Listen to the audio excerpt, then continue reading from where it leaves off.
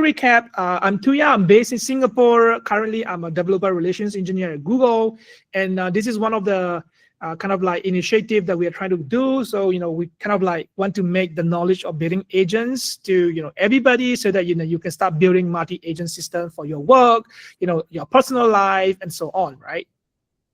So let's kind of like recap a little bit, right? When large language model came out, right, and let's say you have some prompts or questions or tasks for the large language model to do, you kind of like put in the prompt to the large language model, and it kind of give you the response, right?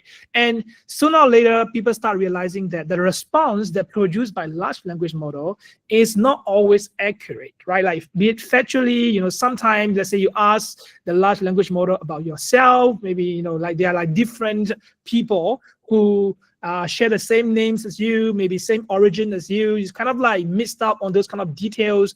Those are what we call hallucination, something that is probable but not very factually correct, right? So to counter that, we actually start creating things like retrieval augmented generation. If you probably heard of like RAG, so those are the things that we use to counter hallucination.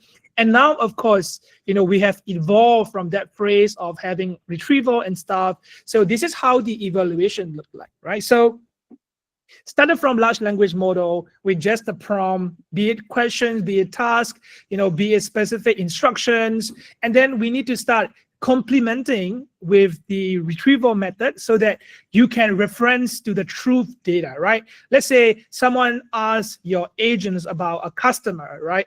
Or maybe your company even, like what's your operation time, what kind of services you provide. You definitely want to be fixed on the data that you have, right? Maybe it's the FAQ links, or maybe a specific written document somewhere, maybe from the database you want to refer to. So this is where we started integrating retrieval process to it, right? This is where we have this large language model with retrieval, right? So from here, right, and after you have done something, let's say you're trying to draft an email to your prospect clients, maybe try to reply some emails, right? You're just like, okay, help me draft an email, help me draft a project plan, and stuff like that. Then large language model actually just tell you like, okay, here's what I draft out. You still have to copy and paste, right? Like, here's what I have done for you, but you still have to copy and paste. You still have to do something. So then it's not very useful, because you'll be like switching tab, copy pasting, even for like writing code, right? So it's like very hard to context switch from like writing code and then maybe like from terminal to browser, copy paste back to your IDE. It's very like a lot of manual step to go through. So we start to like, okay, how can we actually make it more helpful for us, right? And we were like, okay, what if I tell the chatbot or the large language model or the agency, like the system, right? Okay, help me send an email, and it should just draft an email, send an email right away. It shouldn't ask me to copy and paste it and put into my inbox and so on. So this is where we started putting what we call tools, right? So the tools is pretty much like hands and legs of this particular piece of the system, where it will be integrating with your existing system, your email clients, your chatbot, right, your base databases and so on, that you can actually clean the data or like retrieve the data, or like you maybe even like posting requests, sending in, maybe you are booking a flight, then like book the flight, maybe book the hotel, right? Try to plan for itineraries and go and call those call center and get the quotations and so on. So this was like maybe last year, right? Like where we have large language model with retrieval, and then we start having toolings. Some people might familiar with things called function calling or extensions. So those are kind of like tools that we equip our large language model with, so that the large language model can interact with other systems. Right, so that was the gist of it. And then when you have many tools that come into this ecosystem, let's say you have one LLM with like 20 tools that can do many things, and we call that like one agentic unit, right? So when you have many tools, of course your large language model have to kind of reasons like, when should I invoke what tools to achieve a task, right? So when your request is to send an email, then large language model should be able to go through the reasoning loop and then drop an email, send an email using the tools. And of course, if the email require you to get the data from the customer database, you will use RAG to do that, right? Then you have this final draft in the email. Then you will just use the tools to send it over, right? And of course, if you want to, let's say, ping someone from chat instead of sending an email, then your tools has to be able to connect up to the chat application. Then you can actually use the tools to invoke that. So this is one unit that makes an agent, right? So agent has a large language model that acts as a brain, and of course you have many tools at its disposal to complete the task. And if it ever need to retrieve data, you have RAG kind of capabilities so that you can retrieve it.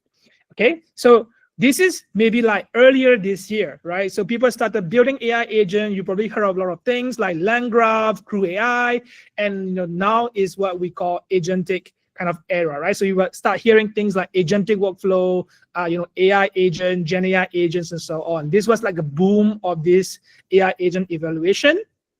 And we are actually going into this phase where we have multi-agent system, right? So be it you have like 3 agents coordinating together to like achieve a goal together, or maybe you have one agent, your friend is an agent, then you have to kind of like communicate through them, maybe coordinate to achieve something, right? So instead of you organizing, I don't know, weekend trip with your friends, your agents will coordinate with their agents to help you find out, okay, maybe, oh, my person do not like this, and my person is free based on here is like calendar, right? And then they kind of like negotiate each other and then kind of come up with like a perfect plan, and then like make it available for everybody based on their schedule, stuff like that. So I'm really excited for the future of multi-agent system where I can have one agent to represent me and help me to plan all these things together with other agents as well. So we won't be covering stuff like communication with different agents, but I do have resources out there that I linked up for you. You can actually have a look at like agent-to-agent communication, MCP, model context protocol, stuff like that. So yeah, but for today specifically, we were going through the basic and how to get started with creating multi-agents using Agent Development Kit, which is ADK, open source, built by Google. Right, so let's go deeper a little bit into how AI agents is formulated, right? So this is like a very textbook definition of it. AI agents typically has 3 things. You have like model, you have tools, and of course you have orchestration. So think of agent as a human, right? Your AI agents, the generative AI model like Gemini, some others, let's say Llama 3 or like Qwen 3, stuff like that. Those are the brain, right? That can help you to reasons, come up with like task to be complete, right? Solution to be crafted out, right? So those are the things that helps you to plan, keep it into like step by step and so on. But when you are executing those tasks, you do need a way to integrate and maybe invoke some of the API, some of the functions, maybe retrieve to the database. Maybe you are coordinating with other people, so maybe you are delegating tasks to another agents, communicating with another agents. Those are like hands and legs, right? So this is what we call tools. And of course, when you have the brain, you have the hands and leg, you need something that tie those two together. This is actually kind of like orchestration layer where you kind of like put in your personality, right? Like what are the goals? What can you do, right? And of course, when you finish some task, you have to verify whether you have completed the task or not, right? Whether how many steps you need to take, or what are the remaining tasks to do, right? So planning, reasoning, keeping memory, and remembering a person, stuff like that, right? So this is where you need this framework to orchestrate different scenarios and kind of like give it more personality and control, right? So this is where the orchestration layer is, and that's what the AI ADK is, right? So the ADK is kind of like orchestration tool that help you to build different kind of agents using different kind of AI models and different kind of tools, right? So I will also cover how to kind of like choose the model at the same time, what kind of tools is available for you to start building it. Okay, so believe it or not, this is only the code you need to get started to build an AI agent, right? So we are creating Google search agents. So these agents can actually reach to Google search and then try to find the information that you have and then give it back to you, right? So here you see is using, if you want to install Google ADK, all you need to do is pip install Google ADK, and then you should be able to install that. And then to create such kind of agent, like with a template, all you need to do is ADK create agent. So once you have that, then it will kind of course, ask you a few options like, hey, what kind of model are you going to use? What kind of backend are you going to use? And then, what's your agent name, blah, blah, blah. Then you will have this written out for you. So this is like a template, right? So you don't even need to write some code. You just have to like choose options and it actually help you to create an agent for you, right? And of course, this is the agent code, and you do need to have things like, secrets and package initializer and stuff like that. So this is what the rest. So if you're using something like Google AI Studio, what you will have to do is to provide API key. And if you are using something like Vertex AI from Google Cloud, then of course you need to kind of like have different ways to authenticate, right? So that was the whole gist of it. And today we are actually going to do hands-on by creating this agent by yourself, right? So I hope you're ready to get started, right? If not, then take a breather and we're going to get started with this. So to actually create some of the agents, what we need to do is we need to make sure that we are able to connect to Gemini API at the backend. And you can go to this link to redeem complimentary cloud credits for you to get started with this lab. Right, so don't worry, everything is covered, right? So you don't have to then spend any money to be able to complete the task that we're gonna do today, right? So let me just pause here and then try to see if anyone able to get it. If you don't, if you cannot kind of like copy paste here, you go back to the chat. I just posted the links that we need for today in the chat as well. So let me know if this is not working for you. Right, let me double check whether this is correct. So actually I'm signing in and seeing this. Yeah, I'm able to see this. So the links is correct. Someone saying is not able to see. Right, so it should be this. Let me see. Right, it should be like that, right? My bad. Yeah, you should be able to copy this and yeah, that should be good. Let me know if you cannot see this, right? So what we need to do now is that we have this. So you log in using your Gmail account, right? So if you're using your work laptop or you have your own startup going on, I highly recommend using your personal laptop so that you don't have to, like go through the approval to enable some of the APIs and stuff like that, because this is your personal. So you kind of own it. You are like an editor for the project. So you don't have to ask permissions or like go through the, enterprise restrictions, stuff like that, right? So I would really recommend having that here. And don't worry, it's going to be valid for like 180 days. So, even if you cannot finish it today, you could still use that. And once you redeem, you also have this thing called free tier offering. So like you could use things like Cloud Runs or like BigQuery, all this at no cost, right? So yeah, so I would really recommend clicking it here. So I will just go through these steps. So I just want to make sure that everyone can see this page.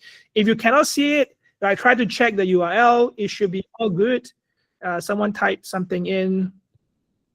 Guyan, do you have any questions or anything? I will go slower, right? So let me know if I'm going too fast, right? I do have some time, so now it's only like 4:30 over here, so 1.5 hours to go through. I will go through as many contents that I can for today, right? And yeah, if even if I cannot finish all 4 things I want to cover today, it's all free to use, so you can always go back and learn it by yourself. Right, so yeah, let's go through the content right away, right? I hope everyone's able to go to this link and then get started with the redemption, right? So let me go through this step of how you would redeem it, right? Let me just flip over here. So if you type it correctly and then logged into your Gmail, this is what you look like, right? You should click here to access your credits. So if you click on it, right, it will actually bring you to the next page where your console and everything is here. Then you should be able to see your names and then your account emails and your coupon code, right? All you need to do is to make sure checking all these term and condition and accept to continue, right? So if you click accept to continue, what's likely going to happen is there will be a delay, and then it will pop up, right? It say your credits is applied successfully, right? It should redirect you to this page. For some reason, it reaches you to, let's say, add a billing account or like ask you for credit card information. Just close it and then go to cloud.console.google.com, right? Or console.cloud.google.com. So let's say if you're like, okay, I'm kind of lost right now, right? What do I do, right? So come back here. There's a step 2, right? So if you click on a step 2, what's going to happen? It will actually lead you to slides that kind of tell you exactly what you should be doing, right? So you click here and then make sure you check everything. And when you click accept and continue, it will take a while to get redirected, right? And you should be able to see this billing page. It should redirect you to the billing page originally, right? But if you have no, like, oh, I didn't get redirected, I redirected to this different place, just close it and then come here, right? console.cloud.google.com. It will actually bring you to this page, right? So you can see from here, right? This is the home page of Google Cloud, and you can kind of see your project ID and then like your project and stuff like that.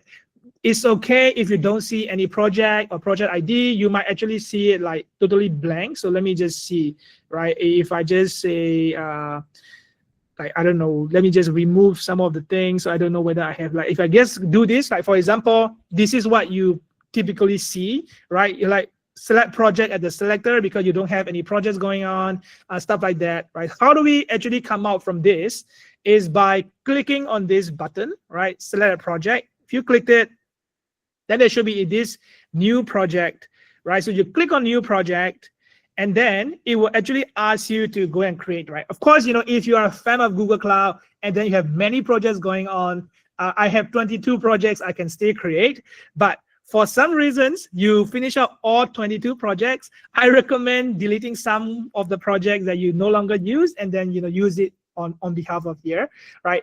For some reasons you cannot delete, right? I really recommend using another account to create a project and then follow along, right? 22 projects is a lot, and if you are creating amazing projects and you use up all your 22 account, and then I really recommend having another account to follow through with this lab, or of course deleting some of it, right? So project name, you can name anything you want, right? I'm gonna just name it like AI workshop, and then you can choose, right? So sometimes you don't see this billing account, right? And of course I have many billing accounts because I have run many of the workshops, but sometimes you don't see this billing account at all. It's totally okay, right? If you see this, please choose Google Cloud Trial Billing account, right? The last one or whichever, then the one that you have, and just click create, right? It may actually prompt you some other things, like for example, the ID is not available. Why happened to me? Because some of you might have chose the AI workshop and then we kind of like clash with the ID. The ID is, is like a unique name, right? So while I'm creating it, you might actually choose that, and let me just choose something very unique, right? AI workshop 2, right? So yeah. So this is the project ID in case you're wondering, right? And if you kind of forgot, that is fine. You can just go back to the home page, and you can pretty much just see it from the home page. So I just use workshop, my name should be unique enough, it's created, and I can just click select project, right? So this is how you created a project in Google Cloud and enable some of the APIs, right? What we should be doing is from here, we need to enable our Vertex AI API so that you could hook it up to the Gemini API backend, right? So what we will do, we will go to Vertex AI API on the search bar, and then you will see the top result is Vertex AI API, right? So click on that, and then it will redirect you to here, right? And here you just have to click enable, right? So what it does is it will enable the API to access Gemini model from the Vertex AI directly, right? Of course, there are many ways to access it, right? Some people prefer to access it through the Gen AI Studio. Some people prefer to access it through the Vertex AI Studio. If you're asking what's the difference, if you are already using cloud, feel free to use Vertex AI API from here. If you are creating outside of cloud, you could also try using AI Studio. right? So for the exercise for today, we will just go through from the cloud side of things. So let's just enable this one, right? So if you have any trouble following the steps, feel free to type it down here. I will like pop by to see how we can do it. Okay. So for now, if you don't raise your hands or type something, I just assume that you're okay with it, and I'm going to move on, right? And for some reason, if you kind of like feel left out or you kind of like miss some steps, don't worry, right? This is going to be recorded, so then you can always go back and have a check, okay? So we have done this already. What we need to do next is to, of course, do our hands-on, right? So the hands-on actually kind of like tell you exactly how you would start building a Google AI agent. Okay, so let me go back to my slides to continue. But before I continue, is there any problems with going through what I was just going through, right? You're struggling. All good, please raise your hand if you feel it's good, because this is virtual sessions. I can't see your face. I can't see what's going on. Maybe you are struggling. I'm totally, I'm seeing my own screen in my own face. Yeah, definitely I could do that. So the links to the lab. So let me just double check here. Right, it's here. This is the link to redeem the credits. Okay, so let me see. I think it's everyone's okay. Yeah. Okay. So let me quickly go, because we probably have about another 1.5 hours, maybe even less than to go. So this is the first lab that we will do, right? So the lab for today is Google /ADK Foundation. I'm going to type it in here as well, so you could just go there and have a look. Yeah, so here is the link. So it's okay, even if there's no HTTP, it will redirect you to the correct one, right? So if you go to the first one, we're going to go through the foundation, right? So the foundation should look like this, right? Let me actually zoom in a little bit so that I could explain a little bit better, right? I will slow down a little bit to make sure that everyone is on the same page. If you already have some of the knowledge, bear with me for a bit so that we know everyone on the same page and follow along, right? So this is the first of the series, and what we will be going through is to, of course, set up the Python environment, set up the Google Cloud Services, and so on, right? And of course, you need to be using Chrome, Google Cloud Console, and so on. And we already done this redeeming a trial billing account already, so you do not need to do these steps, right? And let's go ahead, right? So we also did this Google Cloud Service creating, right? So we did that by going through your project creating, having the project ID, and so on, right? So we will be going from this configure Cloud Shell session, okay? So how do we start with? We have to go to shell.cloud.google.com. This will actually pop up, right? So let me just go and click, right? So if you click it, it will actually pop up this terminal, right? And of course, there's a button to authorize in case it's not showing up on your screen, right? Just click authorized, and it will actually redirect you to your account. Maybe if you have more than one account logged in, you might actually have to choose the account that you want, right? It will take some time to provisions and connect and so on, right? So for now, we just leave it there and then come back, right? So I will go through what's going to happen in a bit, right? So the first thing, we need to activate Cloud Shell. Why we need to use Cloud Shell is that when you want to create ADK, there are a few ways that you can do. And of course, running code and all that need you to access the terminal environment. And of course, to set everyone expectations, I can't ask everyone to install. You might be using Windows, you might be using Linux, you might be using Mac OS, you might have different version of OS installed and stuff like that. So you want to make sure that everyone having the same experience. We will use Cloud Shell, which is terminal application from Google Cloud, right? So by working on Cloud Shell, you will have your IDE open on top, right? And then you have the terminal below, right? So what you can do is same thing. You can try typing, list down things, right? I already have something going on, so I'm gonna just remove my previous one so that I have the same, the thing as you. So if you do ls, which is a list directory, right? You should be able to see some of the file. If you don't see it, no big deal, right? We just go and continue, right? So the first thing that we're gonna do is to make sure that we are setting our project, right? So we came here, right? This is like part of cloud, but this is like separate terminal, right? So we need to link this instance with our Google Cloud backend. So it's actually, using the services from that project specifically. Of course, you might have like 1 or 2 projects, and we want to make sure that the project that you use for this session is the ones that you just created, right? So this is what we will do. We're gonna just copy this, right? So Google Cloud config set project, and we have to replace this project ID. So where do you get this project ID? Is to come back here, right? So the cloud page, you just click on Google Cloud and then choose the project that you created. Like for example, I created AI agent workshop, right? And you can see the ID over here. So this is the ID that you have to replace with this, okay? So I repeat one more time, right? So if you do not know where the ID is, just come back to console.cloud.google.com, or you just press on the Google Cloud logo.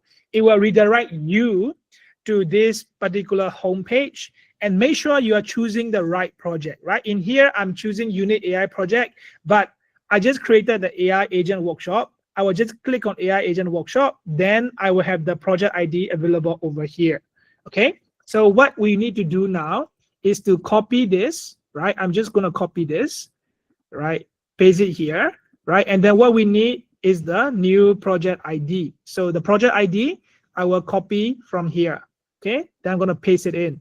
So this is what your command looks like, right? So you will have the project script to set your project, and then you put the project ID. Of course, your project ID is different from mine, so please don't copy mine and type it in, because you might have an error, right? So when you execute this command, what's gonna happen is it's gonna choose this project ID at your current section, right? You should be able to see it in the yellow text over here, which is also something that we highlighted in our code lab, right? So when you do things correctly, you should be able to see this over here, right?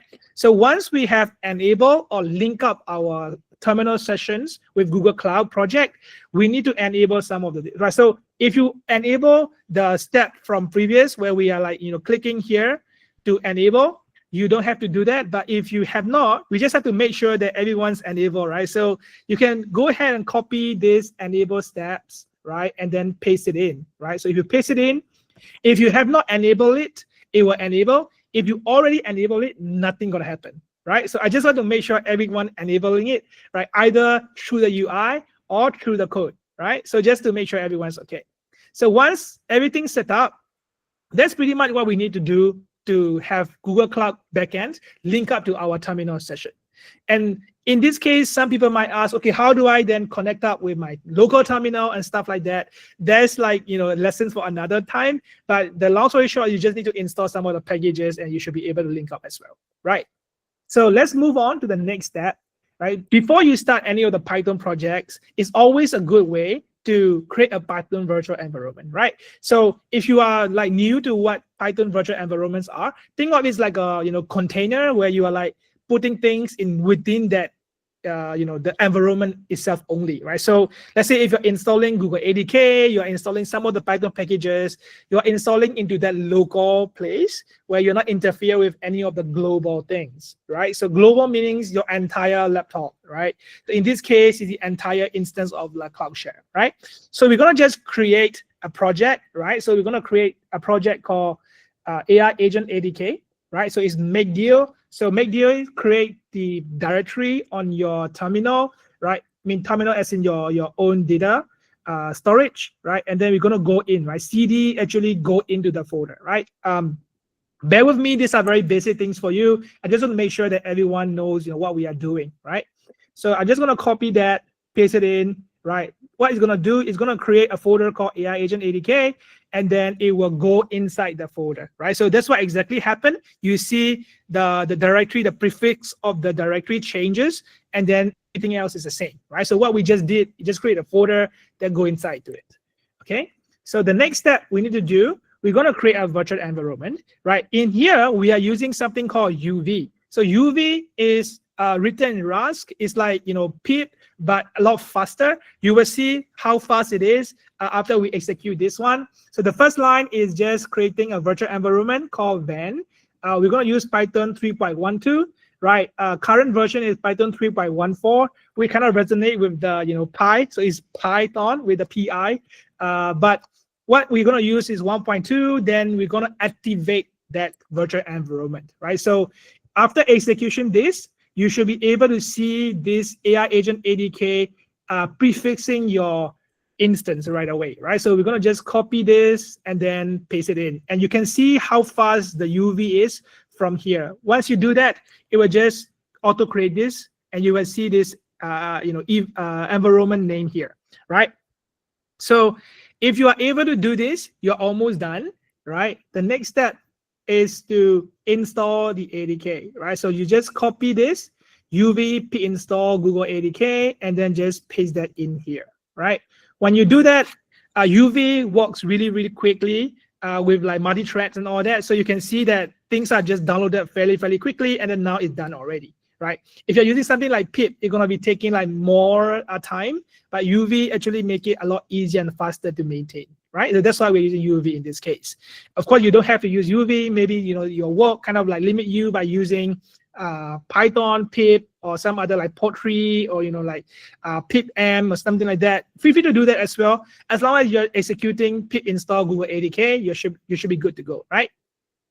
So in case for whatever reasons, right? Let me just actually go here, right? Whatever reasons, you kind of need to like turn off this or shut off this tab by accidents and so on.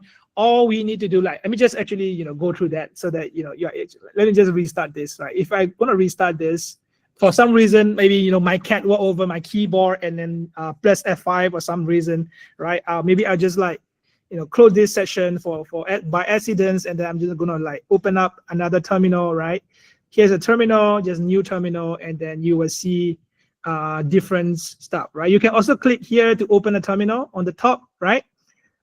So there are a few ways to open the terminal, right? Like there's terminal button over here, right? You can toggle it left and right to see the terminal is there, right? So sometimes, people kind of like press some buttons, click something, and then they just like lost, right? Don't worry, everything's under control, right?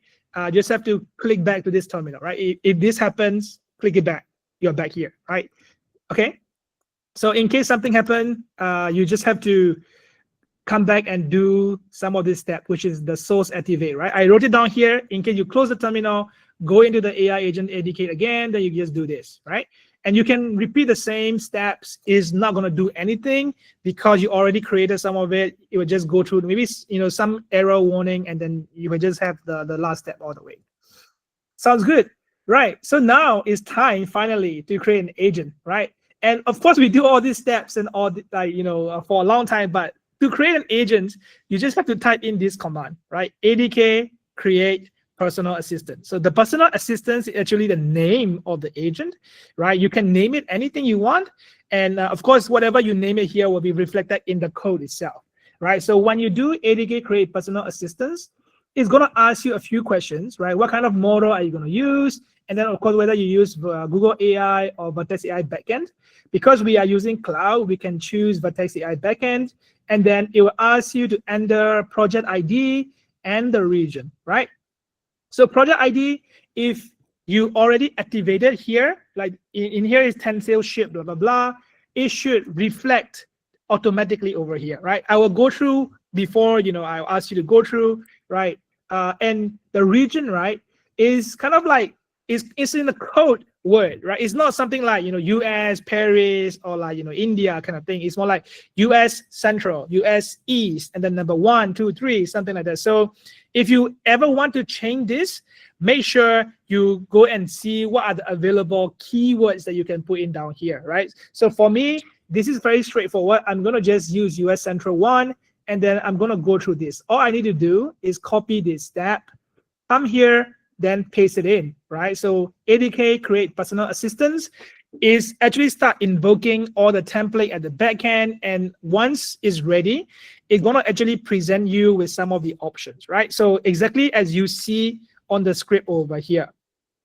It might take maybe like 20, 30 seconds, depending on how fast the connections and the backend codes are running, but now it's up, right? So I'm gonna just choose option 1 here because it's Gemini 2.5 Flash that I want to use. And after that, we have whether Vertex AI or Google AI backend. I'm gonna choose 2 because we are using cloud, right? So you choose 2 already. you say, oh, you already have existing account, check out this for whatever reasons, right? And then you're like, okay, make sure this that you activated is the same as here, right? So if it's the same, you just have to click, you just have to press enter. You don't have to change anything, right? So for whatever reasons, you are seeing something here and a different string here. That means you need to change, right? So not everyone need to change. Most of the time, if you follow the step correctly, it should all be the same, right? So this yellow text and the text in the square box should be the same. I'm gonna just press enter in this case. Now, of course, ask you for region. I'm gonna then again press enter. So once you fill up those 4 options, it will actually create 3 files. .env file, init file, and the agent.py. So where do I see those files, right? So that's the question that people might ask. You can actually click on this thing because we have the IDE and the terminal right side to side. You can click on this Explorer button. So you click on it, and then you will see this open folder button, right? You click on the open folder, it will actually bring you to open the AI ADK agent, right? So you can actually see here, because that's what we name our folder, right? You click on it, then you just click OK. So this is what you will see, right? You have the virtual environment that you just created, and then you have the personal assistant that you just created. If you click on it, you will see 3 different files that automatically generated from invoking ADK create agent name, right? So this agent name then become a folder, and within the folder you have this init.py.env and the agent.py. Okay, I hope that's kind of clear on what you need to be doing to create it, right? And then now we will go through the agent code, right? So the next step is just to go through the agent code, right? Here is all the steps that you need to, like, basically open those folder and then take a look at how is it. Oh yeah, one thing to take note is if you cannot see .env file, because those are hidden by default, they're supposed to be secret, right? You can technically go to the view menu, click on toggle hidden files, then you should be able to see those view, right? So let me just quickly show you how it looks like. So in case, right, so by default you should be only seeing this, right? So they'll be like, okay, Tuya, you told me there are 3 files, now it's only 2 files, right? Don't worry, just click on view, toggle hidden file. Then this is where you will see all this .virtual environment, .vs code, .env, and so on. Okay, and click on individual file, and you can kind of see that this is the agent, right? Your agents using the model. The name is root agent because that's like the the core, the main agent, and then you have description and then the instruction, right? So I kind of wrote down what each line means in detail. So in case you're interested, you can come to this code lab to see what it does and how it affects the agent integration or maybe behavior, right? So I'm not going to go through this just because we don't have much time here, right? But it's pretty much fairly straightforward to understand what it's trying to do, right? And we do need to have init.py because we're going to run the AI agent as a Python package, right? So if you do a Python package, you need to have that init file for it to be discovered, right? So that's how it is. And of course, we're going to be using Vertex AI. So we're going to have this project ID and project location, okay? So all these are actually input from you when you are creating the project, which is here, right? So I'm using, let's say for AI agent, right? I'm going to just make it permanent here. So yeah, in case you're like, oh, how do I make it permanent? Just double click on it and it should be good to go, right? So using 2.5 flash, right? You are using environment with my project ID and the location, right? So those are the things that you just keep, put in from the option, and then you're good to go here, right? So the next step, right? So what do we do with this agent, right? Of course, we have the agent, we have to run it, right? So how do we run agents? Fairly straightforward as well. Instead of ADK create, you just put ADK run. So by using ADK run, it will run the agent directly on the terminal, right? So you might ask, why do I need to run it on terminal? Why not, something like a chatbot, right? So from here, I can say, hi, what can you do for me? Can you do for me? And then it should be able to respond what they do for you, right? You can see from here, it will respond back, based on things that you write down in the description, right? Okay, so why do we need to do this? Is that sometimes you're building an agent and then you might want to just have a quick test on whether the agent integration is okay, whether the agent responds correctly, stuff like that, right? So you don't want to then like go into like push into this code and then test it with the UI and stuff like that, right? You just want to have like a quick test around and see whether all the connections are working, whether the backend is working, whether the two invocations are okay, stuff like that, right? So yeah, let's say we already done all the tests that we need to do, and then we are like, okay, let's try to make it more like a development environment, right? I could just click type exit. So if you see, I type exit, and then it should exit the terminal right away, right? So I'm going to clear this away so that you can see from here. Okay, so this is how you will run the terminal, and here are all the steps that you need to do, right? And there are some troubleshooting steps as well, right? In case you say, oh, the API method require billing, go to this page, try to choose it, and then try to link using Google Cloud Platform trial account. So you should be good to go from that end as well. In case you missed out the options to enable the AI platform, the Vertex AI API, although we did it twice, right? Just activate it one more time by doing this, and then you should be good to go, right? So for some other errors, try reloading this whole Cloud Shell, right? Maybe you probably like, have some cache or something that is not working. Just clear, browsing history, come back again, do the following steps and so on. It should be good to go, right? Right, so this is in the terminal. Let me see if there's anyone, troubling to, let's see, anyone having issues, all good? Could you give me a thumbs up if you're okay, following, am I going too fast, too slow? Give some more. Okay, awesome, Chris, thank you. All good, yeah, awesome.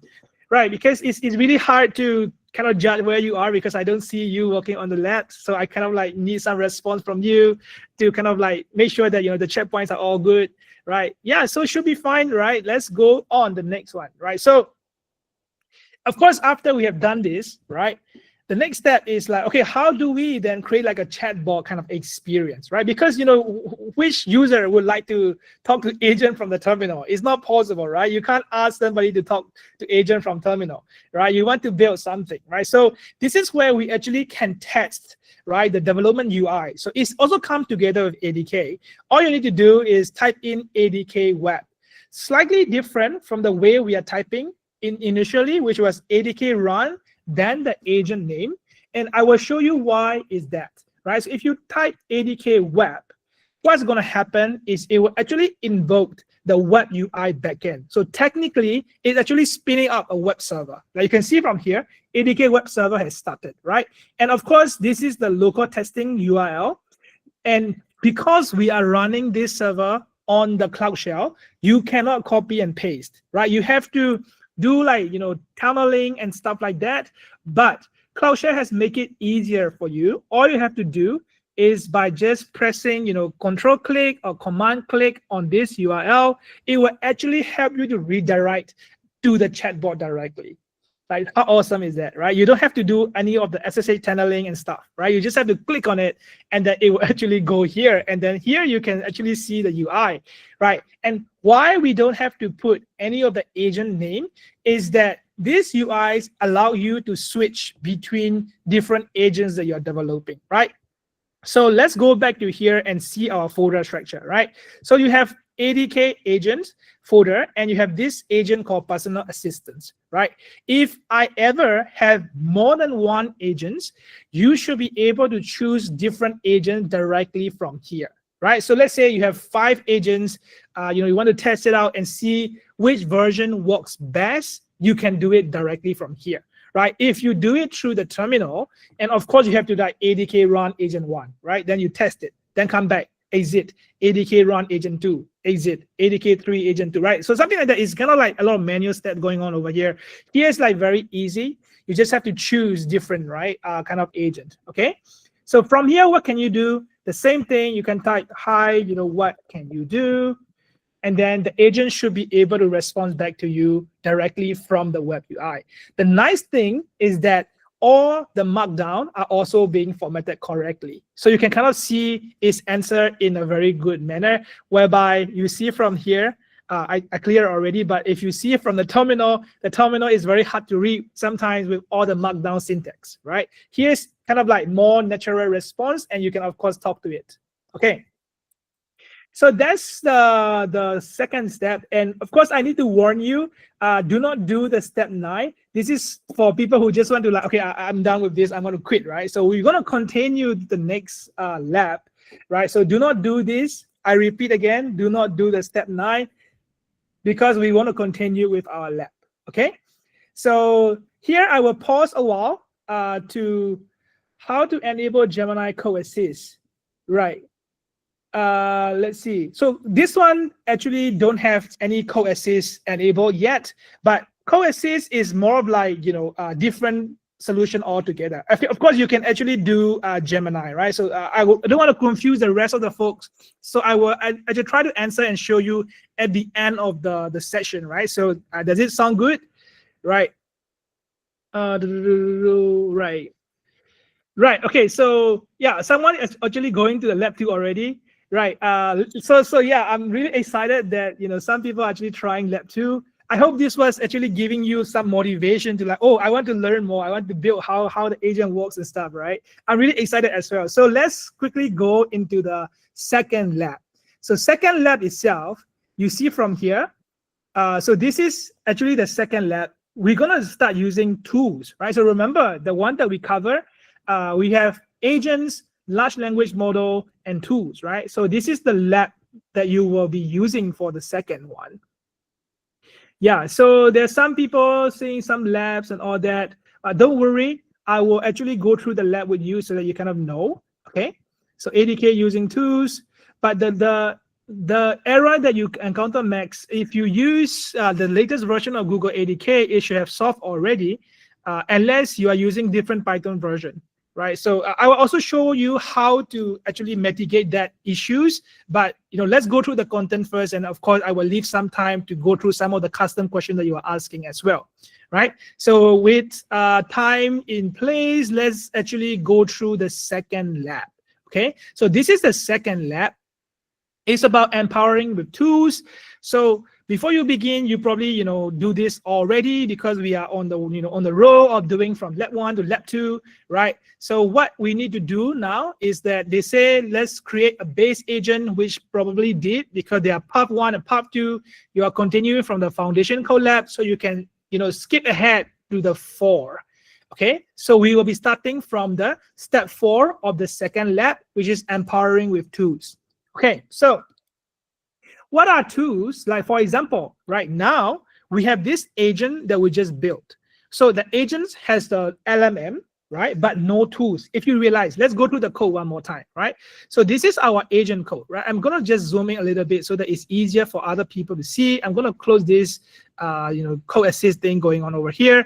Here's what it looks like, right? So you have the model, you have the name, description, instruction, but we don't have any tools. So if I ask something like, you know, what's the weather like for tomorrow in, you know, I don't know, Singapore, and it should technically say, you know, oh, I can't really provide real-time info because I have no access to the internet, right? Or I have access to my large language model, and I know that because this is, you know, large language model only, I can't retrieve any of the, you know, real-time info. Maybe we can try something like, what's the exchange rate between, you know, USD and LGD, which is Singapore dollars, right? And it will just say that it will like, oh, there's a range that I can kind of say, but I cannot provide real-time info, right? So it's kind of fluctuating all the time. So this is the retrieval part comes in, right?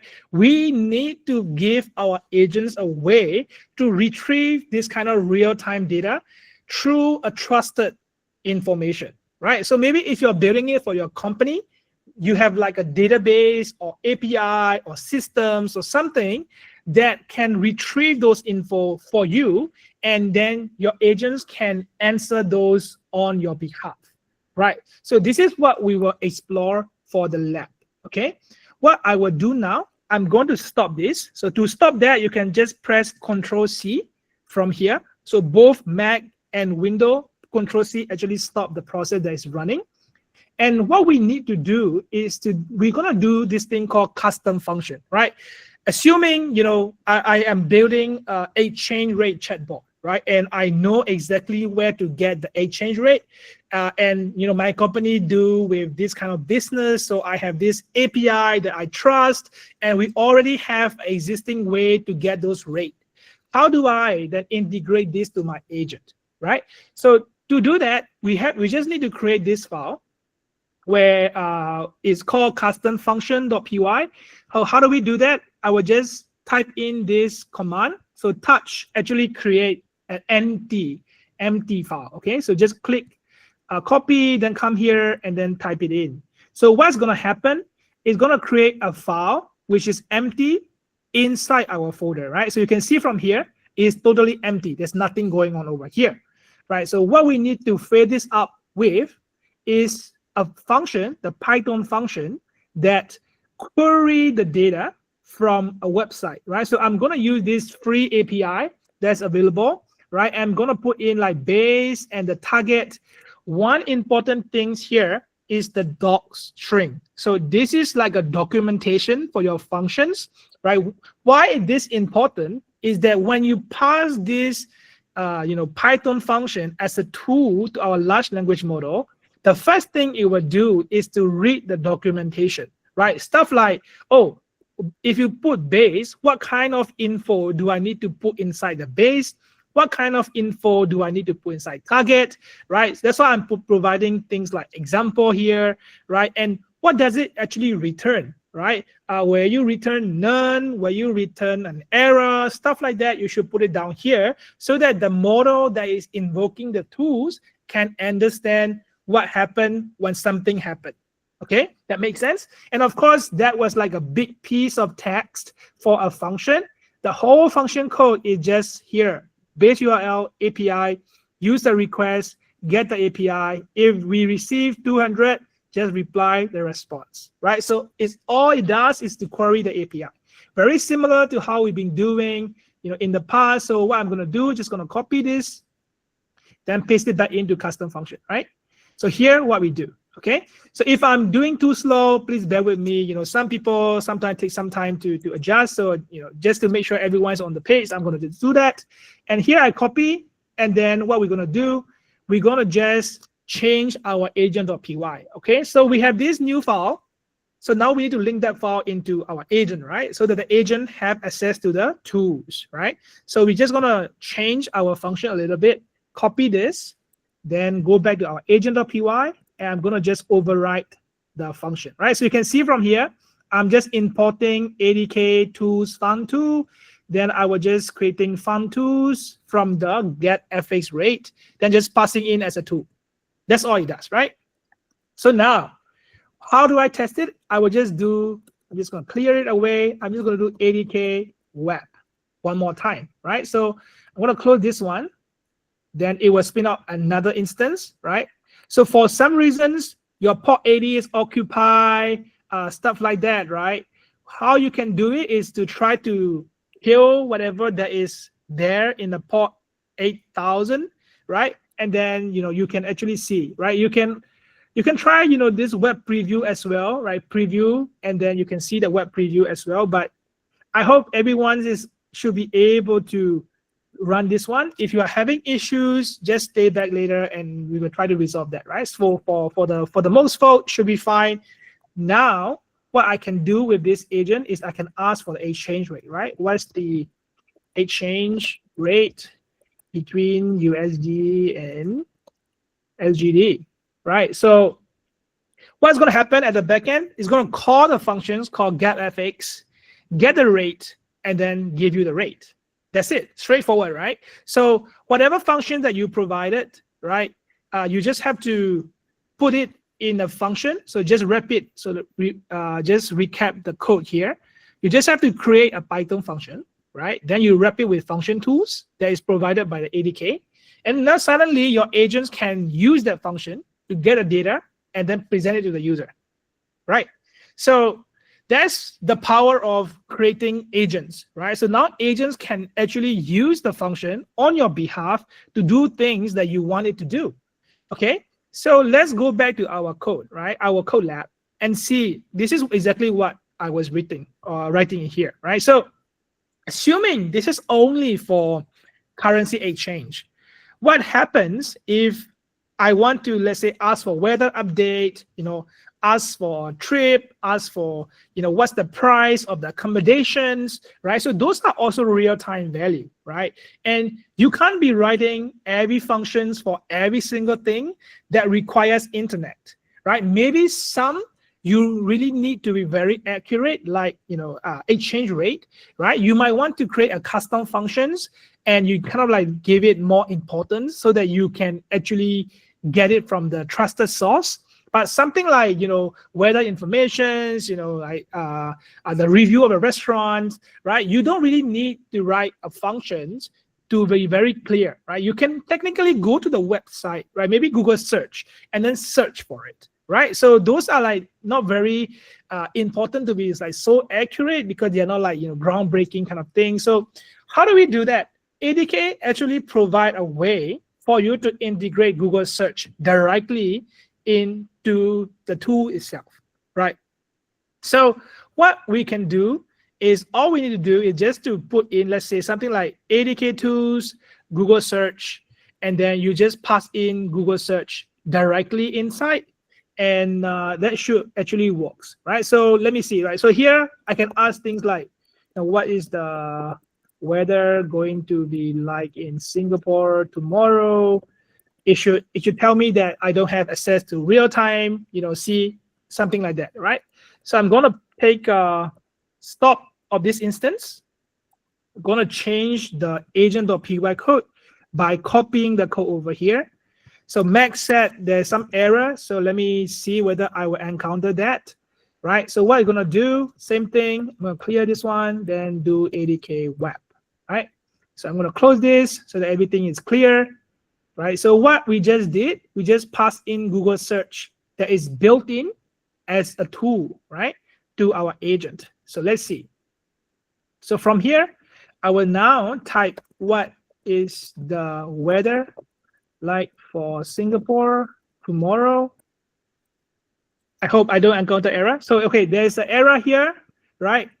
So, okay, so what happened here is that sometimes there's some restriction, right? So multiple tools are supported only when they are all such tools. So what we need to do is we have to break it out, right? So assuming you have one big agent that doing 20, 30 things, right? So some of the things might actually be redundant. Some of the things might be, it could go either way, right? For example, let's say you have the Google search tools and then you have the, let's say, weather forecast tool.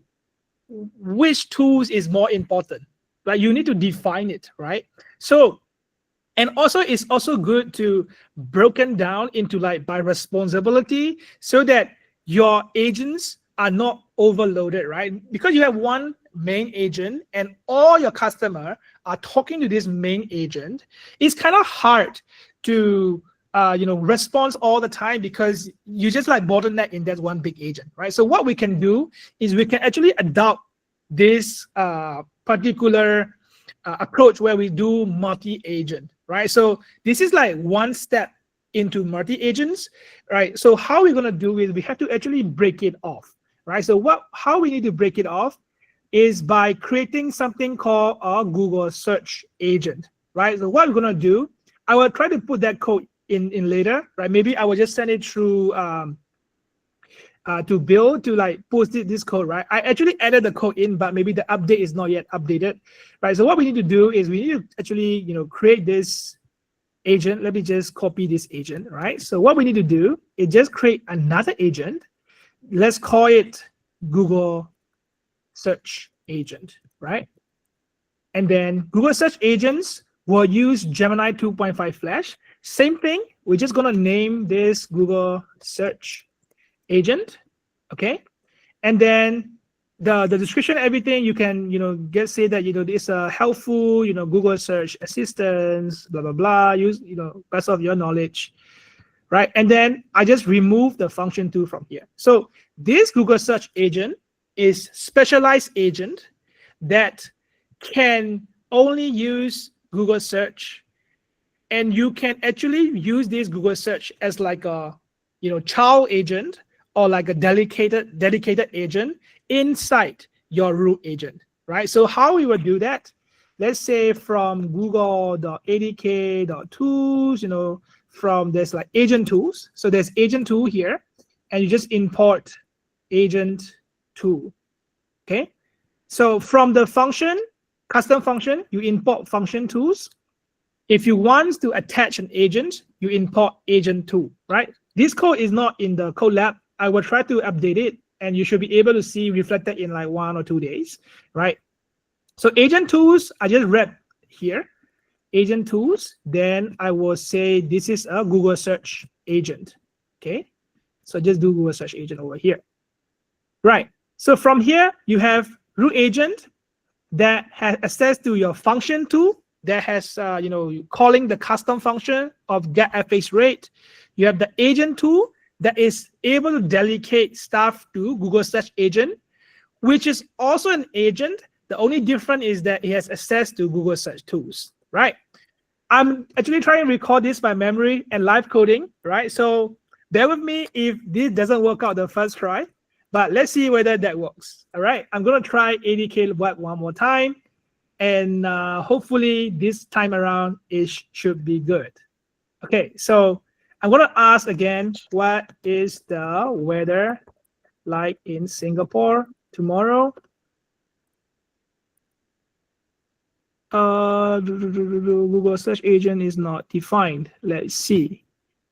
So what I need to do is probably to create another file, right? So right, Google search is not defined, right? Maybe we can here import from .import Google search agent. Okay, let's try this. If it doesn't work, I will try to fix it, I promised, and I will send the code to build, right? So let's try one more time, the last chance. If not, then we will proceed on the next one, right? Okay, what is the weather? Did this one already? Let me just check. What is the weather like tomorrow in Singapore? No, it's okay. So then we probably have to create another files to pretty much just do that. So let me just do it. Create a file called custom agent.py. Then I paste the code, so I don't need this anymore. I just create this agent code, right? So from here, Google search agent has to be in another code here. Then I will just import what I need from here. So I need to do this. And of course, I need to do this as well. Then I can import that directly into from.custom agent, import Google search agent. Okay, so now we have Google search agent that is imported by another file, which is called custom agent. Okay, so custom agent code has the Google search agent, and it has access to Google search. Right, let's try if this works, right? I hope it works really. If not, then they probably change the code, which I'm not aware of. Bear with me, apologies for the error, but let's see, right? If this works, I really like the round of applause, right? Let's see, okay.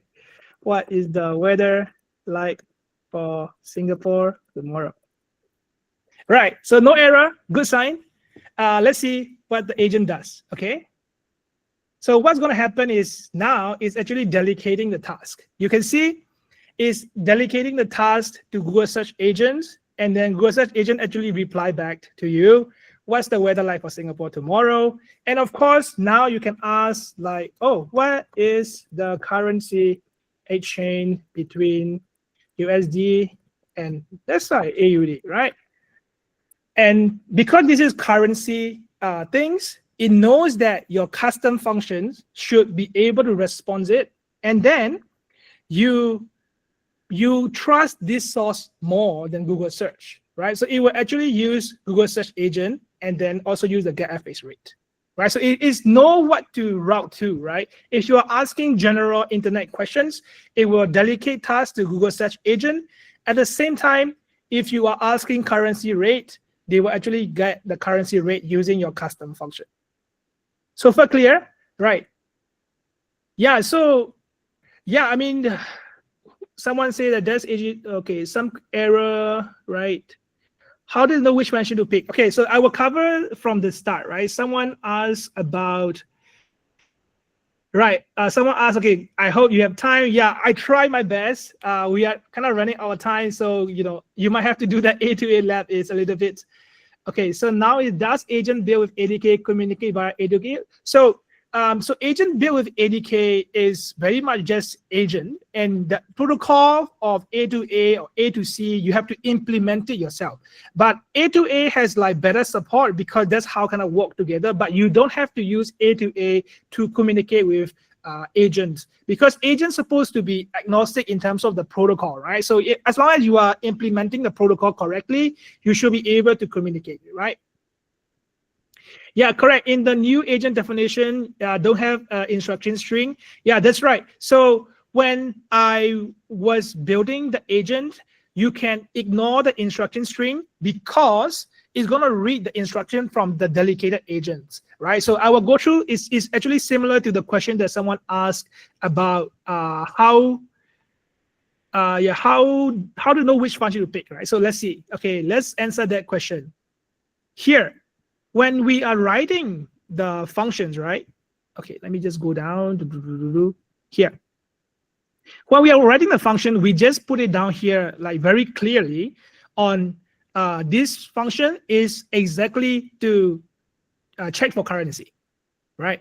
So as long as you are putting currency, this is gonna get hit first, because in an agent, it just use Google search to find info, right? This is like very clear.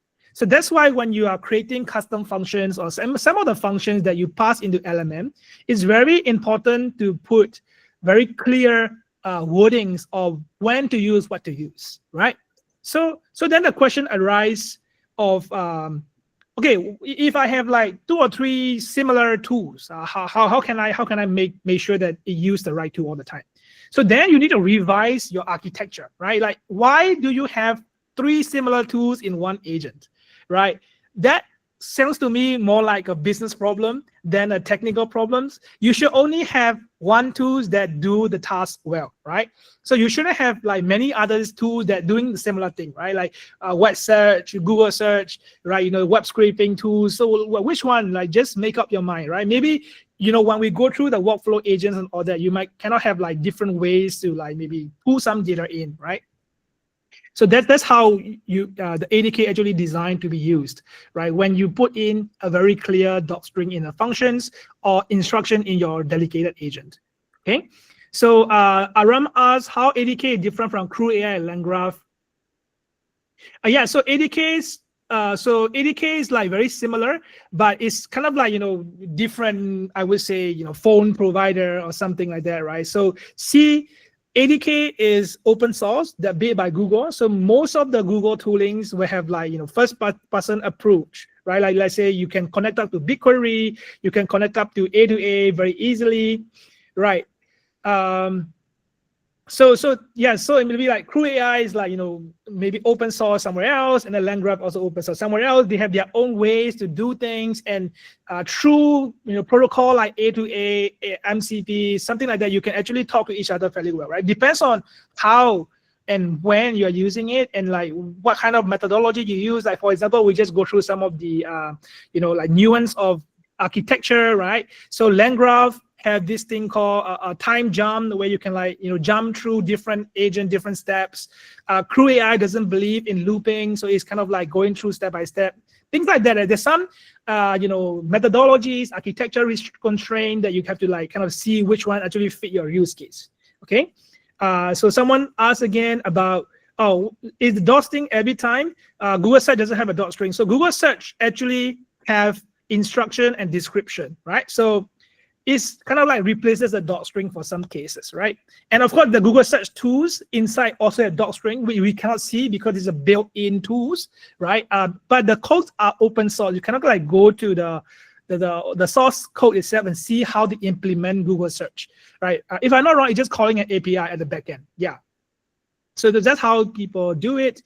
Some Namdi, sorry if I'm pronouncing your name wrongly. So some, like he said, okay, seen past ADK webinar where they put sub agent in a folder, actually as a package, is it necessary, right? So it depends on how complex your agents are, right? Because if you have, let's say, one particular module that does, let's say, all the booking to the hotel, right? Then you might have different agents that work with different, provider, different, let's say Marriott is one, like a Grand Hyatt is one, something like that. Then you probably want to like put them into a package called hotel, right? Like hotels and like hotel agents have like Marriott agent, Grand Hyatt agent, something like that. So users asking like, okay, I only want hotel result from Marriott. Okay, then you probably just delegate the task to Marriott agent within the same package, right? But if you are doing something very similar, very simple, something like this, you don't have to then create different folder.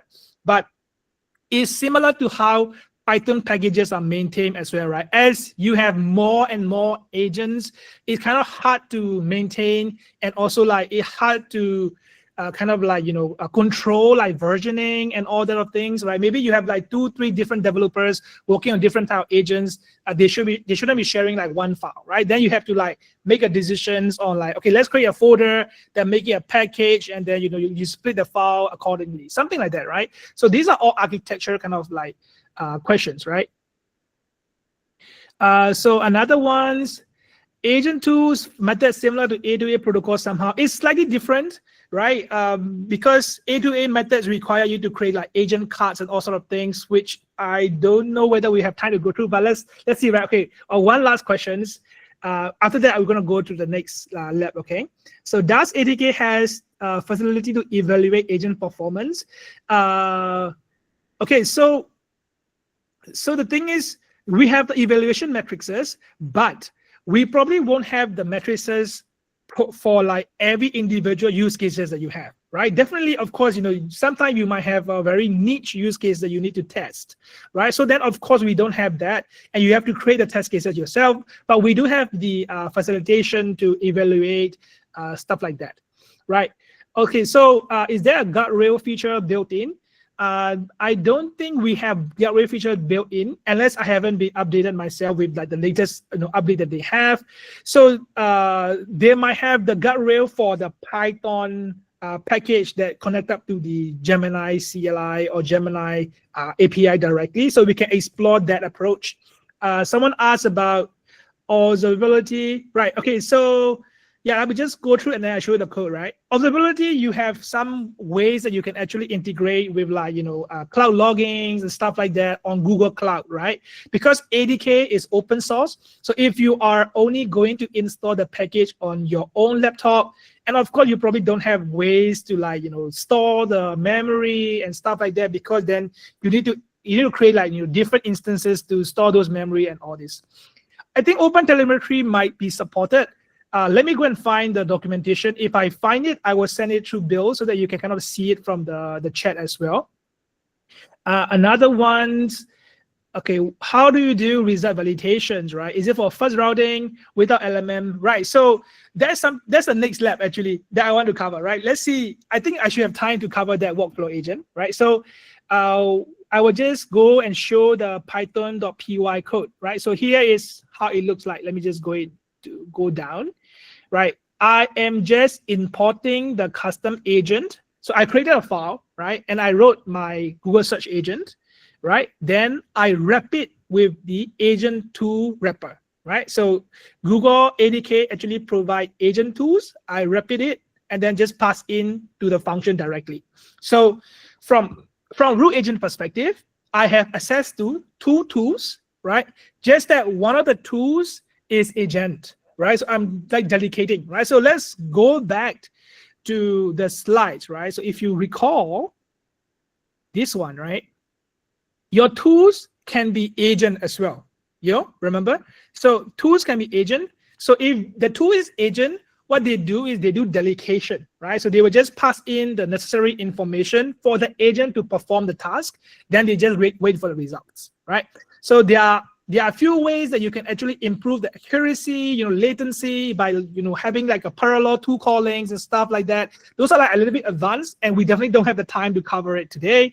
But I do encourage you to explore if you are really interested in it, right? Yeah, those are like fairly advanced topic where you are like optimizing, the agent invocation, delegation, latency between delegation versus invoking the tool, things like that, right? Okay, so let's quickly finish up our second lab because I do want to cover, the workflow agents and so on, right? So this is what the Google search agent looks like, right? Oh, actually here, I forgot about that, right? You do have another way, which I just did, right? I thought I couldn't push this update for some reason, but you have here. This is how you would do it, right? All the agents you just pass in here, then you just put it in here, then yeah, this is how you can actually do that. Okay, so now we move on, right? So someone asked about LangGraph, someone asked about Crew AI, right? We actually support those tools. We call them third-party tools in ADK as well, right? So if you already built some of the agents from the Crew AI or maybe the LangGraph, LangChain community tools, right? They have like tools to scrape the web or like get the, map API, stuff like that, right? You can actually use it inside ADK as well, okay? So how do we do that? We just have to, let's say, install the package that you want. So here is what the example that I use here is like a history, right? Google search is good for finding things that is not necessarily need to be like very, very accurate, right? Like what's the difference between, like 22 degrees Celsius and like 22.5 degrees Celsius. It's fairly easy, right? Like you don't have to then like care too much about like the minute details of the accuracy, right? But what if I really need something that should be very accurate and like very linear, something like a history, right? Like of course I can't create a summary of a history of a town that is written by like 20 different people all over the world, right? You need like a trustful source, right? And of course you can also write a functions and then pull that data from your database. Maybe your company is working with something like a tourism kind of thing, right? You could do that. But for now, I'm going to demonstrate how you can actually use Wikipedia tools from LangChain, right? So if you are building some agent with LangGraph, you could already use whatever tools that you're familiar with in the ADK as well, right? So to do that, I'm going to just stop here. Then we'll just copy it, then install, right? Why do we need to install? Is because those LangChain tools and everything are actually Python packages which we haven't installed in our local environment, right? So we just install it and then kind of see, right? So UV is like super fast. That's something I like about UV. So now it's already inside, right? What we need to do now is to create a file called third-party tools. I'm going to just copy this, create it here, okay?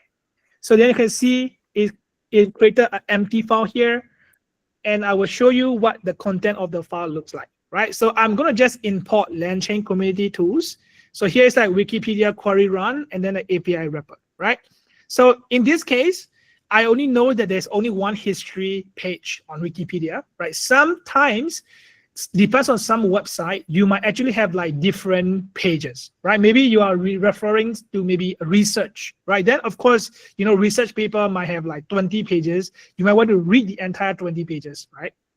And here, I'm just only going to read the top results from the API itself. Then I'm only going to do the 3,000 character read, right? I mean, of course, you can play around and change the value and all that. And the important part is here, right? I'm actually asking, or rather like defining that, hey, provide the deep historical and cultural informations. Use these tools for tell me about or what's the history of type of questions.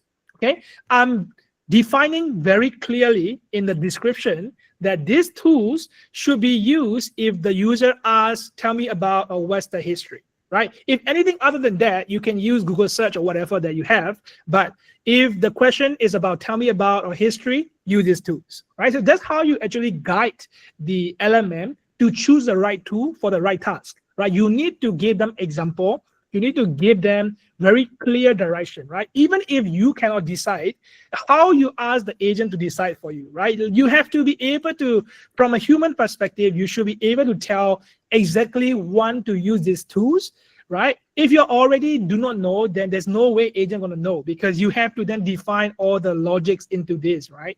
So I'm gonna just copy this and then create it into this third-party tools file, right? Same thing. I need to update my agent.py. So how do we update the agent.py? Is by doing this, right? I'm going to just copy this.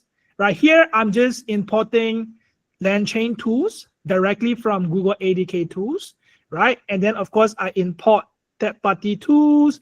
Then I have, integrated into agent tool and then wrap it with the LangChain tools, right? So now we have 3 tools, and each are imported from different files and then wrap it with the different types of tools, okay? So this is just example, right? You might not have all 3 tools in your own project, but it's completely okay, right? So I'm gonna copy this and change my agent.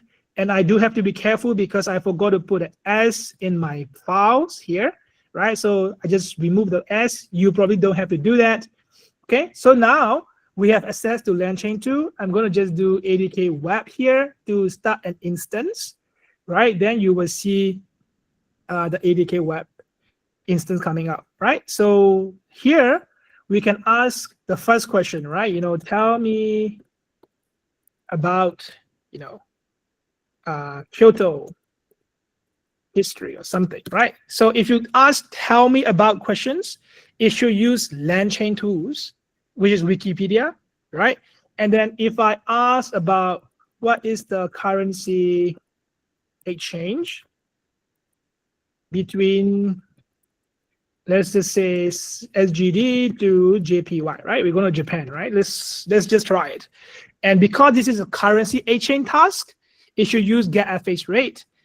And then, come down to weather questions, right? What is the weather for tomorrow in Singapore? Because this is general questions, it should use, kind of weather focus. Okay, let's see. Somehow something goes wrong. Maybe, because I forgot to authorize it. Right, let's try one more time. If not, then let's just see whether the agent activation works or not. Right. Maybe, yeah, I think should be okay. Let's try it one more time for the goodness sake. Right, let's just try what is the weather like in Singapore tomorrow. It should use Google search this time around. But for some reason, it's not using Google search. Right, okay, maybe there's some things that I need to do that I forgot to do it. But yeah, it should technically be able to switch it around, whether delegating tasks or doing the currency exchange and also the Wikipedia thing, right? So you can say, tell me about Singapore history, right? Then it should actually use the Wikipedia to get the info, right? So that's pretty much how you can do that. And one thing that I also want to show you, right, because this UI have built in so many things, you can technically see the events, right? You can see from here that is invoked, it call the API, and then the LMM itself, it return many things, right? You can see from here that what's the signature. Oh, okay, I think I haven't authorized. I don't know why it keep asking me to authorize, but let's see one more time. Okay, I got to close it and come back again. Maybe restart. So this kind of thing happen. The safest thing is just to reload, right? And it will actually provision your closure again. then you can start again, right? Hopefully it doesn't ask me to authorize again. ADK what? Oh. Clear ADK what? Okay. Let's see. It should open up. Then let's try what. Tell me about the history of Singapore. Okay, now it should actually work. Let's see. Okay, so now you do this, sending out. Then there you go. It's using Wikipedia, right? So what's so good about it is you can actually see the invocation, like when it called the LMM, when it's execute, right? And like you can see from the request, right? Like this is what is returned. So remember, we are actually using page 1, 3,000 keywords. So you can see that 3,000 keywords from here. And of course, that 3,000 keyword is not the ones that written here. It kind of rephrase it in a way that is complete, right? So, and you can actually debug very clearly from here, like what being returned from the tools, what kind of requests you have, and also you can also go through some of the events, right? Like you did a function called Wikipedia, you can actually click on it and see how many tools are there, where does it come from? Like for example, like the step 1, right? The event step 1, the root agent actually calling the Wikipedia. Then the step 2, the Wikipedia actually returning back to the root agent, right? You can see from the arrow here. And step 3, of course, the root agent internalization is, and then I return the results, right? So you can like fairly easy to debug which tools return what and what is being called, right? What kind of function is being calling? What's the query, right? What's the name of the tools, right? What kind of test? Maybe like you integrated some tools in AI that return you maybe images, video, etc., right? Because Gemini is multimodal, you could do that. You can see from here the modality is text, but it could be more, right? Maybe it's a video, maybe it's an image, right? You can kind of see it from here. And one important thing that is very important is this is not the UI that you interface to a user, right? This is for developer to debug and see all the stakes, all the sessions. There's evaluation matrices, right? You can actually create evaluation set and all that. Someone asked about that as well, right? You can also trace what kind of invocation, how long does it take to kind of delegate the task, call the API, and so on, right? But this, I repeat again, this is not the user interface that you want to expose to. This is for internal only, maybe for development purposes. You will debug and create applications and implement new features here. Then you will actually start something like a web server separately, and then you have your own interface that is maybe a chatbot that you can from your company website that is linked to this backend. Okay, this is not for user. Okay, I repeat again because I see some people do that. Okay. So that was the pretty much 2 callings. Let's see. There's some people asking questions about. Okay. Yeah. So someone asked the question again. So I think I need to go and check the new ways to call those agents now. Probably because my instruction is not very clear, right? So they say for dev from non-English speaking country, is there a way you can generate better prompt? Okay, so one question at a time. Let's try to answer Aram. If you're not speaking English, is there a way that you can generate better prompt instructions? Let's see. Yeah, let's try to use our agent to do that, right? So let's say this just prompt, right? So just example, okay? Translate this prompt to, I don't know, France. Let's see, or maybe not France, maybe Chinese, right? I don't know. Let's see. So typically you could get this kind of responses, but I need to warn you one, because I'm not a Chinese expert, right? Sometimes, the ways you structure your language, right? Maybe subject, verb, object kind of thing. It makes more sense to put some emphasis before and after. So there's some nuance of the language that you need to learn when you're building instructions or when you're building a prompt. Okay, I have not seen like language specific optimizer, but We do have prompt optimizer on Vertex AI that you can make use of to like expand your prompt and ask the agent to write a better prompt. So it's kind of like current state. There's like maybe try and error kind of things to make sure that your language that you're using is kind of like aligned, right? Like for example, my native language Burmese is like subject, object, and verb, right? And if I translate it from English, it could be subject, verb, and object. Then it's kind of like doesn't make sense to some degree, right? So you need to make sure that the language that you translate actually makes sense for the language of origin and see whether that actually makes them differences. Okay, right? Is that monitoring options, token expenses? They do have. You see, like you can see from the event itself to see how much token, right? Prompt token count and like total token count and so on here. It doesn't have a money value tied to this because you can use more than Gemini model in here, right? You can use your own custom model. You can use some model that is hosted somewhere else. So it's very hard to tell you exactly how much it will cost, but you can do total token count over here and see how much is likely going to cost you, right? So you can go through some of the scenario and then see how much token is being consumed, right? Yeah, I don't have much time, so maybe I will answer some of the things.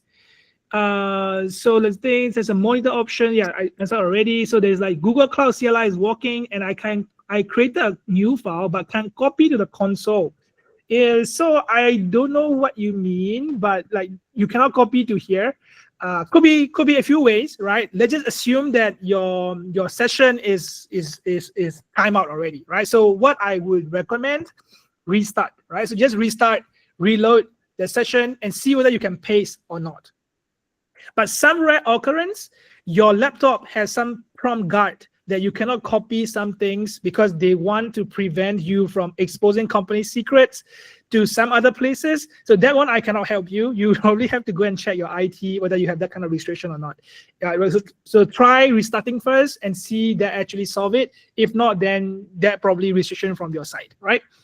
So the next one, how do you configure the agent so that you can call it from an API? Right, so there's actually one specific ways to run it. I will actually go through that in the documentation later, so you will see how to run that, right? So it's actually kind of like a node server thing when you just host it and then it will just spin up a node server and give you an API key, right? That is like pretty much what you how do I say? You're hosting it by yourself, right? But of course, if you are using Google Cloud, then you can actually deploy it to something like Cloud Run or like an agent engine where it will take care of all the hostings and like exposing the API link for you, right? So those are a fairly easy step to do as well. It's more like, ADK, run, deploy, Google Cloud Run or something. And that's how like, you can easily deploy it to Cloud Run, right? But I do need to kind of wrap it up. So let me quickly go through. So this is something that we went through already, right? So you can see from here, that's pretty much what we went through. You can see the event expose, but don't expose this front end to the user. That's pretty much it, right? Okay, so this is the end of lab 2, right? I probably don't have the time to do the lab 3, but I do want to cover some of the theory, right? So let's go ahead and cover the theory, and then I will leave maybe like last 5 minutes for us to go through some of the questions that we may have, okay? So coming back here, right? So someone asked, right? Maybe not every time we need large language model to, come in and decide what's good for us and what kind of workflow to be done, right? So good thing is that ADK actually have different types of agent, right? Fairly put, we have large language model based agent, which you will just experience, right? What it does is whenever the user prompts something, it will move or route the prompt to the large language model, and then large language model process it, generate response. It will actually pass that response back to the user, right? So it make use of large language model as a brain to operate, right? Reason, plan, generate, and so on. But sometimes you don't always need the large language model to give you, right? Maybe something like user asking for, their personal info, or like user logged in, yes or no kind of thing. Then of course you don't need to have a large language model, right? You just have to check the status, for example, you just want to maybe plan out some of the fixed workflow, right? Let's say let's say your user asks to extract customer info, like their own info from your database, right? Then the step will be like extract the user information, maybe like check whether user authenticated, extract user information, generate SQL statement, query the SQL statement to the database, return the result from the database, like validate whether the database is clean or like authenticated, or make sure the data retrieved is like relevant, sanitized, blah blah blah. Then you do evaluation, then you send it back to the user, right? So those steps are the same regardless which user actually querying, right? So it doesn't matter who query it, I have to go through all these steps anyway. So it doesn't make sense to be decided by the LMM, because those steps are fixed, right? Like I want to be done in this way, and I want my agent to go through the same way that I do right now, right? So then how do we do that? So here is the three kind of agents that you can use, right? So one, we call these agents workflow agent. Like one is sequential agent, where you can put things in sequence. So you can have, let's say, like Google search agent, you have planning agent, you have Google search agent, research agent, writing agents, validation agent. So they could be in all one sequential. So agent 1 activated first, followed by agent 2, agent 3, and agent 4, right? And those execution is handled by this workflow agent that can actually pass in, let's say, one input, input from output from the agent 1, go into as an input for agent 2, and so on, right? Of course, those are like sequential one. But sometimes you can actually optimize it, or maybe it even prefer to be do in parallel, right? So things like searching for cheapest ticket, right? You don't have to go through one website, search for it, second website, search for it, third website, search for it, right? You could just ask the agent to go everywhere, look for that flight tickets, and then return back to me, so that I can make an informed decision, right? I will want them to go through as many as parallel as possible, so that I have all the data that I need before I come back, right? So this is why you use something like parallel agent, right? You want to run the agents to be in parallel. And the next one is sometimes you want to actually go through, right? Let's say, for example, I'm searching for information, right? The first thing that I search will be like, okay, go to, let's say, I have like 20 websites to search, but I know that most of the time I can find it in the top 5 websites. So I was like, ask the question, right? Go to these first 5 websites, look for the information, right? And then the agent come back and he say, oh, sorry, I don't find the information, okay? So then, okay, if I didn't have a way for them to like re-invoke, right? Then I have to then come in, take a look at it, re-invoke, and then like every time, the agent finish, it should be a way for it to like check whether they have performed the task already or not. If they complete the task, then they stop. If not, it should just go back one more round to search, right? Maybe expand from 5 websites to 10, 15, 20, and so on. So this is where the loop agent comes in. You can use the loop agent to do all these things, okay? So this is like a typical design of the sequential agent. You have one input, one output. The input actually flow through agent 1, agent 2, and so on, right? And the arrow indicate the execution and then not the state share. So doesn't mean that, let's say, the input 1 is accessible to agent 2. You have to design in a way that they are sharing some states, right? So we call it agent states. If you are designing a system where all the agents have access to the same input or like the same information, you need to design in a way that it can be shared, right? So the next one is parallel, right? So the parallel one is that one input that through every single agent that you have, in a way they are kind of like having their own input. Then whatever agent amount that you have, that is the equivalent of whatever output you will have, right? So maybe you are searching for booking, and then maybe agent 1 come back with 5 booking, agent 2 come up with 2 booking, agent 3 come up with 0 booking. From here, you can then consolidate them into like another workflow to kind of see which one is the cheapest, which one is the the easiest to go, stuff like that, right? And then this one is the loop agent, right? So loop agent is similar to the sequential one, right? So from 1, 2, 3, 4, it kind of go down step by step. Just that it has the loop parameter, right? So how many times I can go back to the step 1 to actually execute those, then I can call it quit, right? So there are 2 ways to quit this loop agent. So one is through defining the number of iteration you will allow it to move. The second is to have the exit condition. So, right, let's say I put mass iteration of 5, and by the time it has finished iteration 3, it's already complete all the tasks that I'm supposed to I asked it to complete. Then it shouldn't just go a few more rounds, right? It should just exit. Okay, so this is something similar to if you're on machine learning, it's like early stopping, right? So depending on the condition, it will stop early, even if you put maximum number of 2, right? And of course, if you put it like 99999 and then the exit conditions never met, it's gonna run that 999 time until it's actually finished, right? So it's either or. It's whether the exit condition met already, or you have to go through this entire mass iteration defined here, right? So same here, 1 input, 1 output, okay? So you might ask, right, we already have LLM agents, right? And why do we need to have workflow agent? Because that is similar to like if-else statement and all sort of things. You'll be right, because workflow agents actually provide you a few things, right? One is reliability and predictability, right? So like if you want this flow to be done in this way, you can be very sure that the workflow agent will do in that way, right? If you put workflow agent like sequential agent, things will be run in sequential, no doubt about that, right? There's no way that like 99% I run sequential and then 1% I run parallel. It is not going to happen because it's designed to be reliable and predictable, right? And also it also provides some kind of structure. So whenever you want to design an agent, right, you can't have very fuzzy logic built in, right? It cannot be every single turning point is fuzzy, because then you don't know which path the agent is going to take, and it's very hard to debug.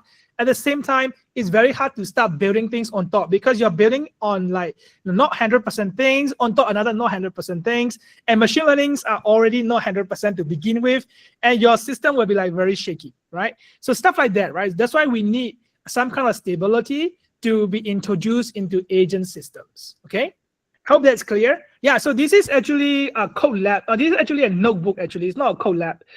If you want to, you can give it a try and see how you can integrate those workflow agent into different workflow agents, sequential, parallels, and loop. And another one is the ADK one. ADK one is more of like how to use with MCP, how to use with ADK, right? So like you have agents here already, how to then communicate with different agents all together, stuff like that. Someone actually requested to cover a little bit, so I will try to cover that. Maybe I just open this up and show you what exactly it looks like, right? You can see from here, okay? So we just created an agent, right? So don't worry about all the text and all that. I'm just gonna explain with the diagram that we have here, right?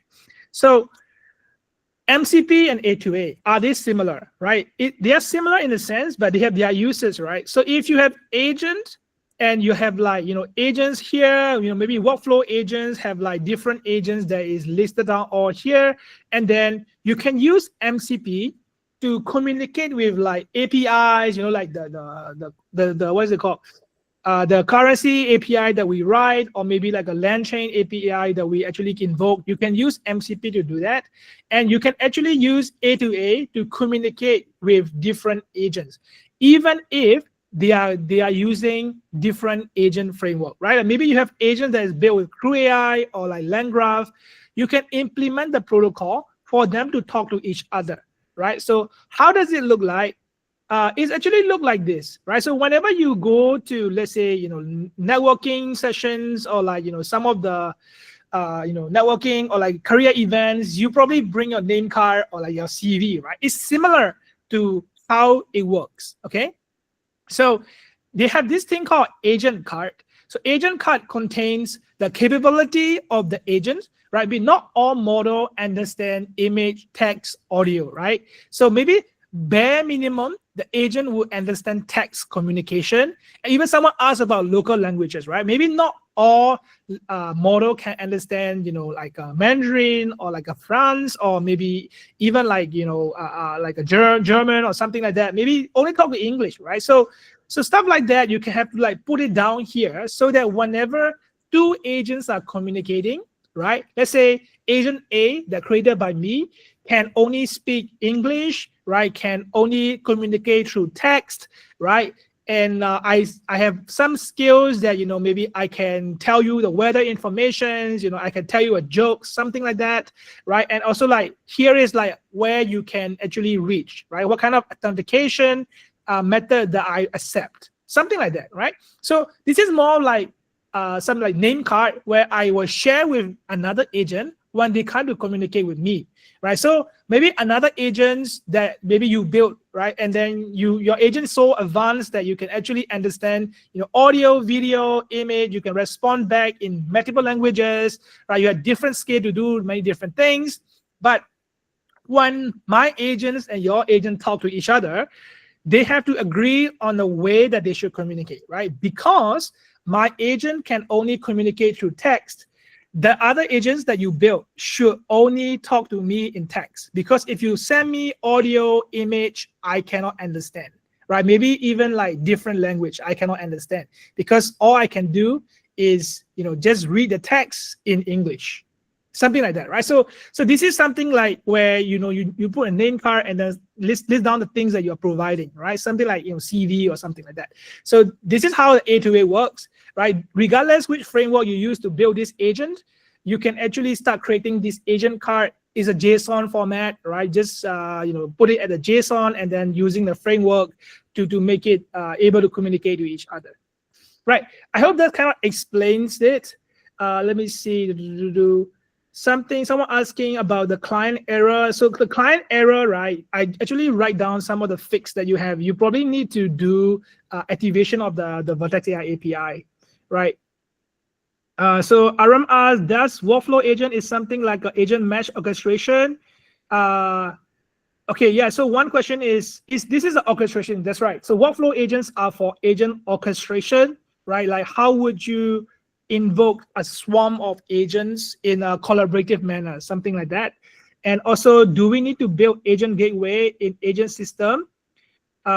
Design just have API gateway. Yeah, so you could technically have like API gateway and then have the agent talk to them. But with the agent, right, what most of the people does is they will just create MCP or like a A2A kind of protocol so that you don't have to then do the API thing, right? So if you're doing API, then I got to wrap it with the API kind of, I would say, compatible code to the agent, right? So agent accept tools, right? Our existing system accept API. So see, this is a slightly different methodology, right? So instead of launching an API services, nowadays people are launching MCP server or the A2A client and stuff like that.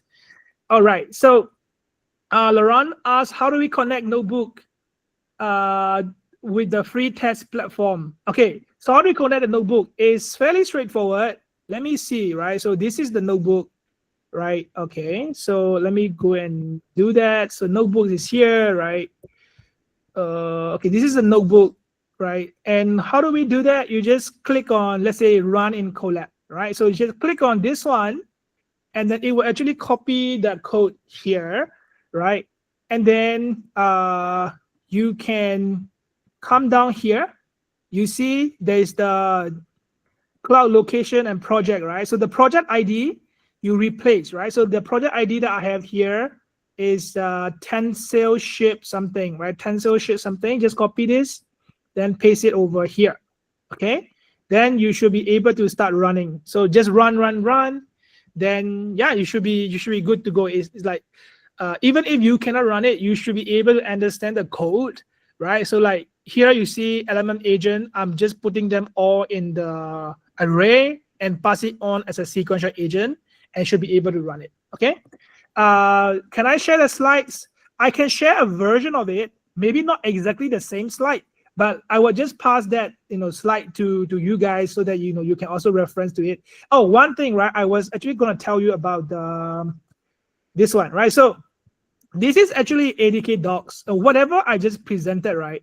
You can actually find them over here, right? So you can see from here how to install it, how to get started with Python, Java, and you can see all the agents here, right? The slides and everything that I put down here is available in the documentation itself. If we go to workflow agent, you can see that there are sequential agent, parallel agents, and so on. All the things are actually from here, right? So you don't have to get the slides to understand, because this is actually what I copied it from, right? Like this is actually here, right? You can see from here, like this picture is actually from here, right? So yeah, this is the documentation, and I would recommend reading the documentation, right? Developer don't really like to read recommendation, but you really have to read documentation for this one, because the things keep changing, and even for me to catch up is a little bit difficult.